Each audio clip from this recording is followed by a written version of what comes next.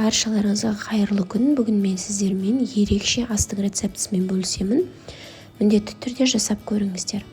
Ол үшін ең әуелі пиязымызды алып, майда бөліктерге турап аламыз.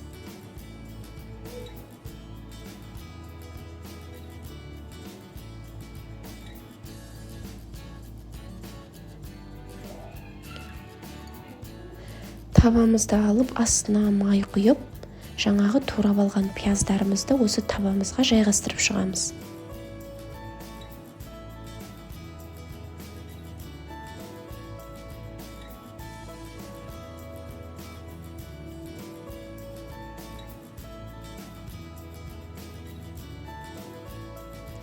Енді картошкамызды да дәл солай майда бөліктерге бөліп аламыз.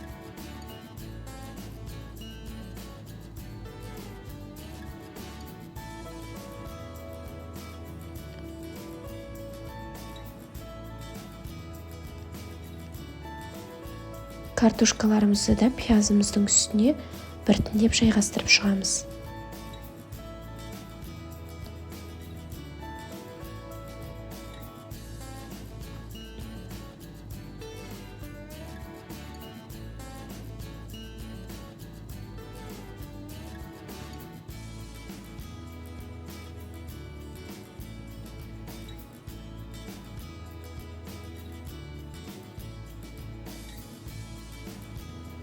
Енді осы картоптарымыздың үстіне дәміне қарай тұз, бұрыш, дәмдеуіштерді қосып аламыз.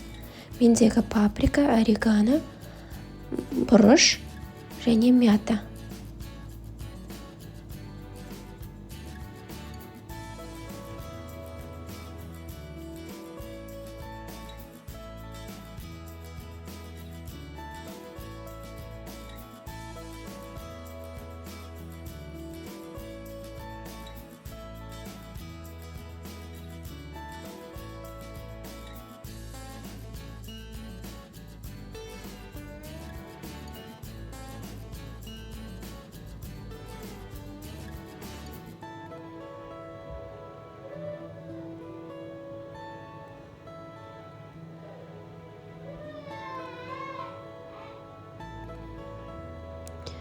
Тауығымызды бөліп алдық. Енді дәміне қарай өз қалауларыңыз бойынша тұзды және әртүрлі дәмдеуіштерді қоссаңыздар болады. Мендегі паприка, бұрыш, орегано, мята және мен зира қостым. Мята мен зира өте дәмін жақсы келтіреді.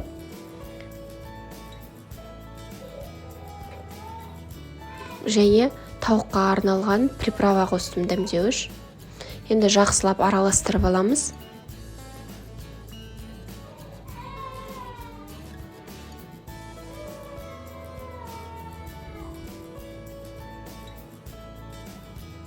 Енді осы араласқан тауық етін картопымыздың үстіне әдемілеп жайғастырып шығамыз.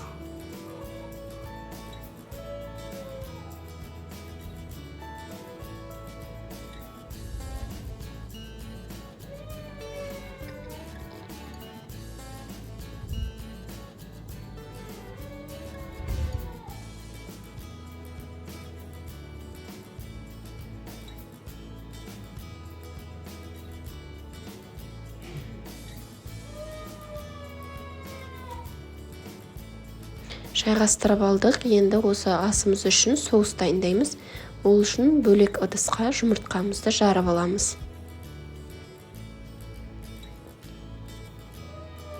Үстіне азғандай тұзымызды қосып, және бұрыш, дәмдеуіш, орегано, мятамызды қосып, үстіне сливкимізді құямыз.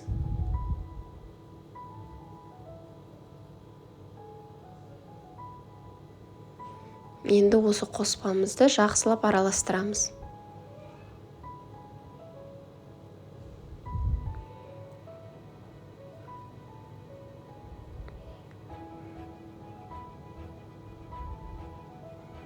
Араластырған массамызды осы тауықтарымыздың үстіне, асымыздың үстіне жақсылап құйып шығамыз.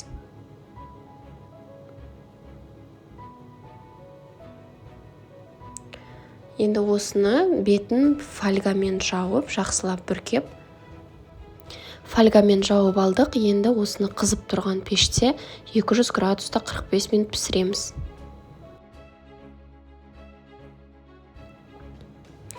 Енді азғантай сырымызды үккіштен өткізіп бір шетке қойып қоямыз. Қазір әсемдікке қолданатын боламыз.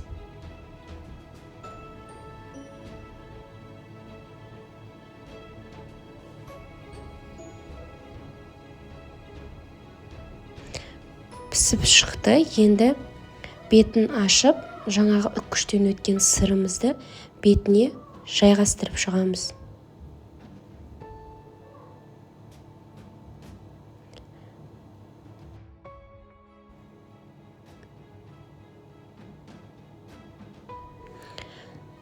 Сырымызды бетіне салып алдық. Енді помидорларымызды бетіне қойып шығамыз.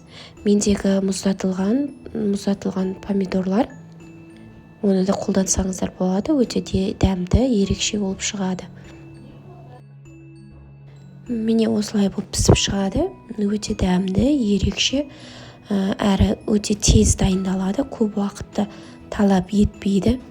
Өте дәмді, ерекше, міндетті түрде жасап көріңіздер. Отбасыларыңызды, туған-туысқандарыңызды қуантыңыздар. Және менің каналыма тіркеліп, лайк басып, комментарий қалдыруды ұмытпаңыздар.